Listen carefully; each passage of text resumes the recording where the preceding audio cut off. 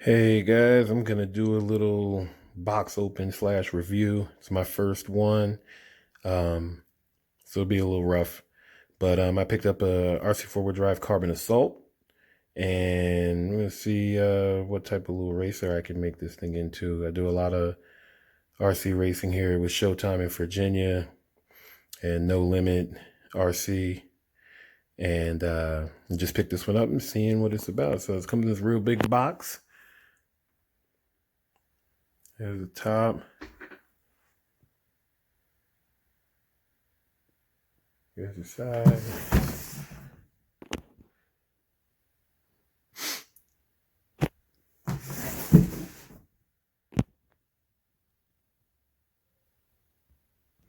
And there's the bottom. So let's get this thing open and see what is inside. All right, and when you get it open, here's how it's packed. It was packed pretty good. Appreciate that. Manual, decals, window mask, top, controller, standard RC4WD drive controller. Nothing crazy, nothing special. 3-channel. I'm probably just gonna put this on something else because I have my own I can run. But at least you do get it.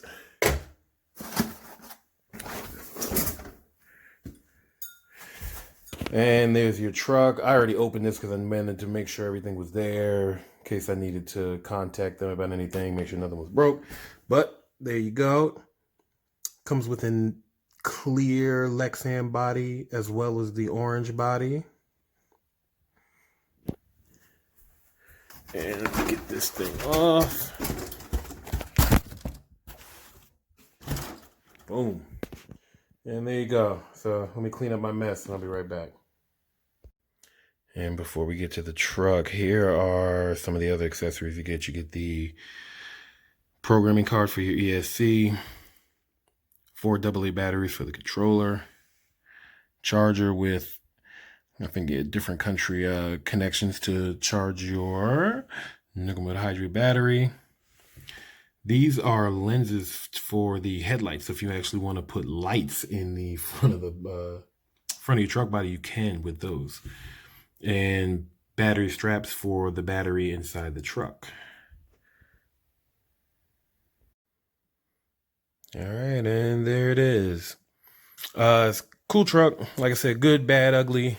I'll talk about it later at the end. But like I said, it comes with an extra clear body, which is pretty cool. You can do whatever you want. I have some decals I could throw on here to make a body to race with. Orange body. Couple decals already on it. Comes with a load of other decals to throw on there. It's a pretty cool body. Feels good. You know, it'll get the job done. Comes with their igniter beadlock wheels. Now these are heavier than the J Concepts or Proline or Claude wheels that most people are running, and they can cause breakage issues because of the extra weight. Now, you know, if you're not going to be doing too much with the truck as far as, you know, beating it up, these will probably work for you just fine. But I have a set of another set of wheels and tires that I'm going to put on there for racing. But these Rumble tires are great. It's their soft compound. I ran them before, no issues. I really like the tires. I'll probably sell the wheels, maybe the tires, but it is a good setup. But there's a few other sets you can use and they'll just mount right to it without any issues. Comes with their twister servo. You know, it's not the greatest. It'll get the job done for a little while, but, you know, you're probably going to end up having to change that. I do have a servo that I'm going to put in. It's one that I really want to try out. So we're going to test it out in this. We'll see how it works. Aluminum steering knuckles. Excuse me. Aluminum steering links. Plastic steering knuckles and C-hubs. Aluminum tubes, and then plastic housings. So that's good. It has aluminum, I think, in the right areas as far as how I normally upgrade my AR-60s, which works for me. I don't know the durability of the D44s. I've never ran them. I've heard decent things about them, so we'll see how they hold up as far as monster truck applications go. King shocks, once again, I've heard good and bad about those as far as leakage, and these caps tend to sometimes come off, so I'll have to figure that out if I come across that. But aluminum shocks, pretty cool.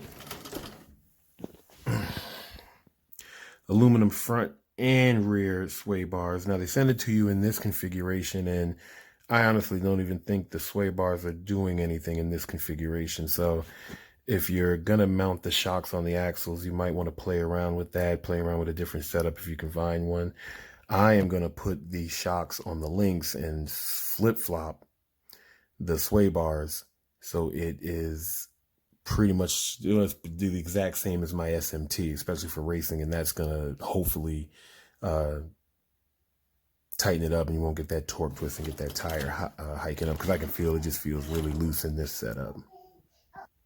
I said aluminum lower and upper forelinks.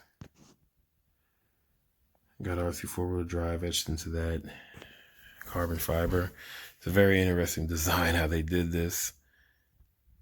We'll see how that works. You've got your main chassis rails, and then these come off the side, and they house the upper and lower links, and it's part of the chassis mount. Excuse me, the transmission mount.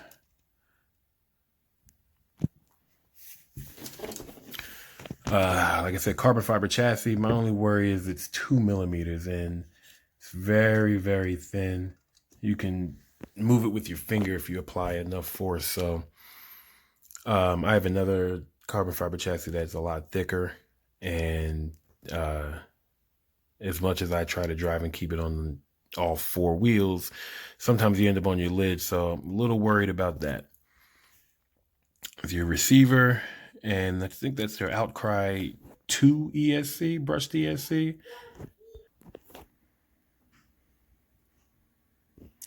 Yeah, Outcry 2 ESC. It's supposed to be better than their other one. It looks pretty good. It looks similar to a Hobby Wing.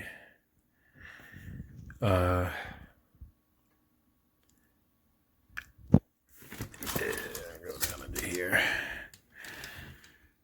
It is paired with a 27 turn brush motor, so just like the version 1 SMT10, it's going to be really, really slow out the box, which is unfortunate because it's marketed as a racer. 2-speed transmission actually hooked up. I didn't think it was going to come hooked up. I must not have paid attention to that. Once again, it's not something that most people use in a monster truck racing application, but it is an interesting feature to have. I won't be using it to switch in and out, especially during racing, but just playing around, it might be fun. Only thing I'm worried about is just extra gears, extra parts, that if something goes wrong, during racing, is it going to hinder the rest of the transmission? But the same mounting points as any old axial transmission, so you can throw an SMT10 transmission in. That's a regular single speed, and it's probably going to fit right in, and then you don't have to worry about anything. I think it's a 60-tooth Delrin spur, 15-tooth pinion on there. These drive shafts, I think, are new as well. I ran them. I got to run them on one of my SMTs for a while. I didn't know what they were for, but they're very similar to the SMT10 drive shafts, except the plastic material is a lot stronger, in my opinion. And then you get the metal yokes down there. But I've been running mine on brushless with no problem, so I don't think you're going to have an issue here, but we'll see what happens. Aluminum transmission plate, like I said before, looks nice. Upper, lower forelinks. All right, what else did I miss here? Shock mounting points are actually these cool aluminum brackets that screw into the chassis, which might prove to be helpful. I like them. And like I said, they give you both options. I'm definitely going to put the shocks over there and just flip-flop the sway bars around. And run it that way for racing. So, yeah, that's just a quick overview. You know, I like the truck. Like I said, there's some good, bad, and the ugly on it. You know, some of the ugly that I found out is that it does have locked axles. And, you know, for monster truck racing and what we do, we run open. So they should have came open, or at least came with a gear set to allow you to open them.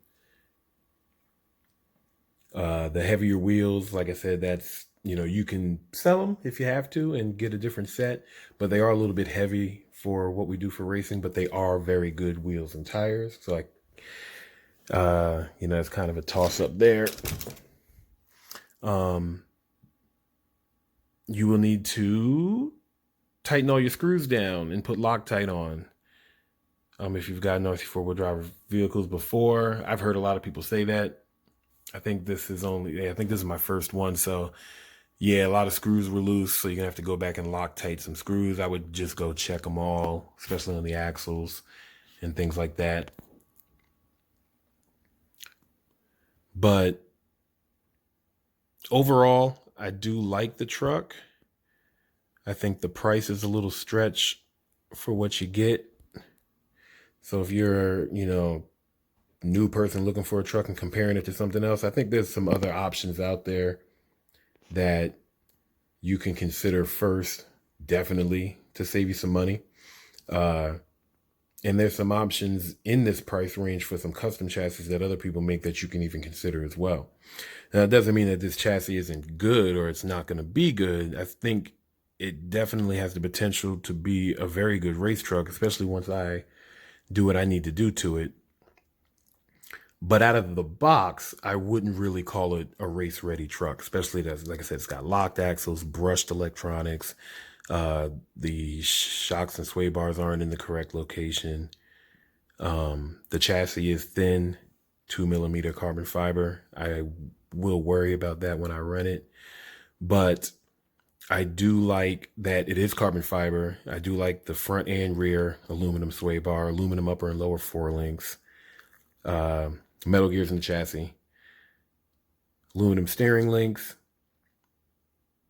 I like the aluminum shocks, and the King shocks do look good. I'll see how they perform. I like the aluminum on the axles where they are. I think that's the right spots for them, in my opinion, for me.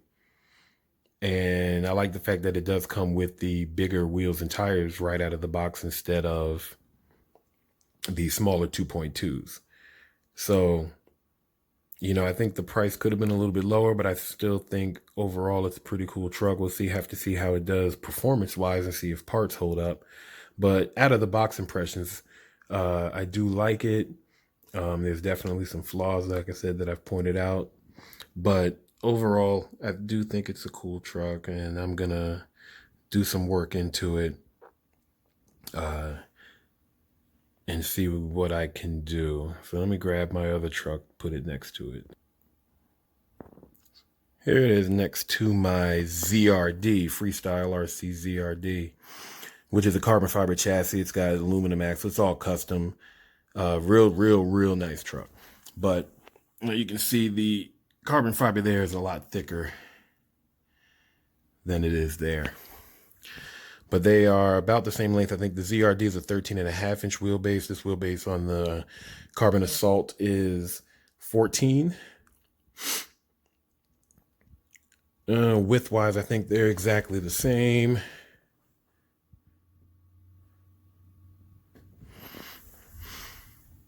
I've got this one's more replica realistic base. So I've got the shocks mounted on the axles, dual setup. It's a dummy shock, but the other shocks work, and I'm still trying to figure that out, but it works really good.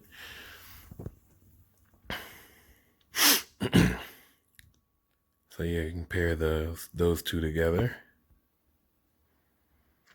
There it is next to my SMT10. In my SMT10, I've actually shortened the wheelbase to about 13.1 or 13.2. and I'm running the Duratrax munitions on it. I'm running it in the 2.2 class, but I have a set of 2.6s I can throw on there at any time and run it in the Pro Mod class. But you can see it is real similar, and that's how I'm going to set up the shocks on this truck. So they won't be mounted on the axles, they'll be mounted like this.